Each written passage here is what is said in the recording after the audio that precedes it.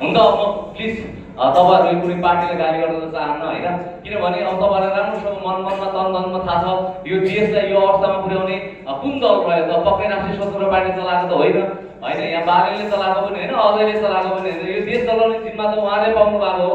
2000 लगभग 35 साल 34 सालदेखि नै होला लगभग। अब त्यो बेलादेखि उहाँले यहाँसम्म ल्याउनुको ठुलो हात उहाँको छ। त्यस कारणले यो 2079 पछि यस्तो खालको चाहिँ यो देशमा पार्टी आगमन भयो जो राष्ट्रिय स्वतन्त्र पार्टी हुनुहुन्छ र यहाँको अहिलेको अब हुन त मैले त्यो नामाकरण त दिनु नमिल्ने, तैपनि सारा शिरमा चाहिँ मैले रवि दाइलाई बोकेर हिँडेको छु अहिले पछिल्लो चोटिमा चाहिँ। किनभने उहाँ जब उहाँको इन्ट्री भयो, उहाँको इन्ट्री भइसकेपछि देशमा लगभग 75 को भूकम्प नै आइसकेको थियो र हरेकलाई चाहिँ बेलुका चाहिँ डिप्रेसनको औषधि खानुपर्ने अवस्था आइसकेको थियो। अब के गर्ने त? यत्रो हामीले तामझाम गरेर जनतालाई लुटेर बर्बाद बनाएर नाङ्गो बनाएर राखेको, अब यो चाहिँ भण्डाफोर गर्नलाई यहाँ एकजना पात्र इन्ट्री भइसकेको छ जसले चाहिँ 21 सिट लिएर आइसकेको छ। त्यो 21 सिटले अब हाम्रो पुरा जिना आराम गर्नेछ। त्यस कारणले अब कस्तो कस्तो खालको षड्यन्त्र गरेर यो मान्छेलाई चाहिँ हामीले भित्र हाल्ने, यो चाहिँ अब सबैजनाले तानाबाना उड्नुपर्नेछ भन्ने हिसाबले उहाँहरूले त्यो तानाबाना उड्यो। र साँच्चीकै मुसा र बिरालोको म उपनाम दिन्छु उहाँहरूलाई। मुसा र बिरालो कुनै किताबले कहीँबाट पनि मिल्दैन, तर यहाँ रवि सिंहले एकजना पात्रलाई सिद्ध्याउनको लागि चाहिँ उहाँहरू पनि कमसेकम मैले यसो आम नेपाली भएर म यसो विचार गर्दै गर्दाखेरि यो 83 तिर चाहिँ अलिक बढी नै घन्टीमय हुन्छ कि क्या हो? त्यसपछि चाहिँ हामी दुईजना मिल्नुपर्छ है भनेको कहाँ हुनु? 79 पछि 80 पछि त सुरु गर्न थाल्यो त मिल्नलाई क्या। भनेको अर्थ के हो भने यो एउटा पात्रको ठुलो हात छ यो यसमा चाहिँ। त्यस कारणले देशमा कत्रो भ्रष्टाचार भएको रहेछ, कत्रो देशलाई डुबाउनमा कहाँबाट षड्यन्त्र भएको रहेछ।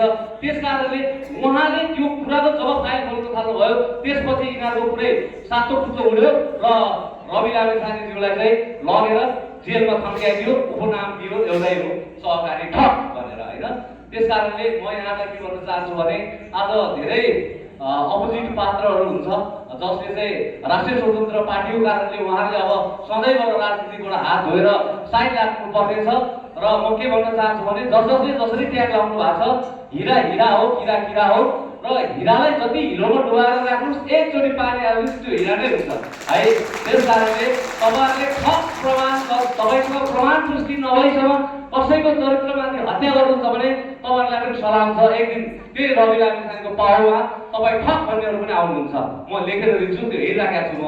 किनभने म आज साँच्चीकै अब म थोरै आफ्नो किताबमा है र वास्तवमा यो राजनीतिक गर्नु पनि मन थिएन मलाई, केही पटक्कै मनै छैन।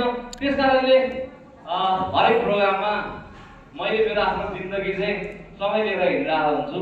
उहाँहरू थियो भने म थिएँ, उहाँहरू थिएन भने म पनि हुँदैन थिएँ। यो अध्यक्षलाई पनि यो भुलको बिचमा देख्नुहुन्न थियो होला। यो सबैको आफ्नो स्टोरी हुन्छ होला, तपाईँहरूको जीवनमा तपाईँको स्टोरी होला, मेरो जीवनमा मेरो स्टोरी छ। मेरो स्टोरी चाहिँ 2055 को बारेमा मैले लभ म्यारेज गरेँ। मेरो श्रीमतीको नाम सपु पाण्डे श्रेष्ठ हो। मेरो इन्टरभ्यूमा म्यारेज भएको र म चाहिँ श्रेष्ठ हुँ। यसरी चाहिँ हामीले माया प्रेम लगाएर बिहे गऱ्यौँ। एउटा सिन्धुपाल्चोकमा जन्मेको केटा हो।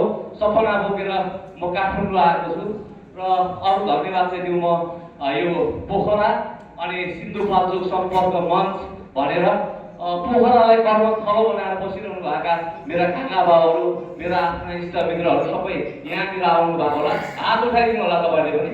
ल ठिक छ, उहाँ चाहिँ सिन्धुपाल्चोकबाट आउनु भएको छ, यहाँ चाहिँ कर्मस्थल बनाएर बस्नु भएको छ। साँच्चीकै सिन्धुपाल्चोकको नेताले त्यो व्यवस्थापन गरिदिएको भए उहाँहरू पनि सिन्धुपाल्चोकमै अडिन्थ्यो।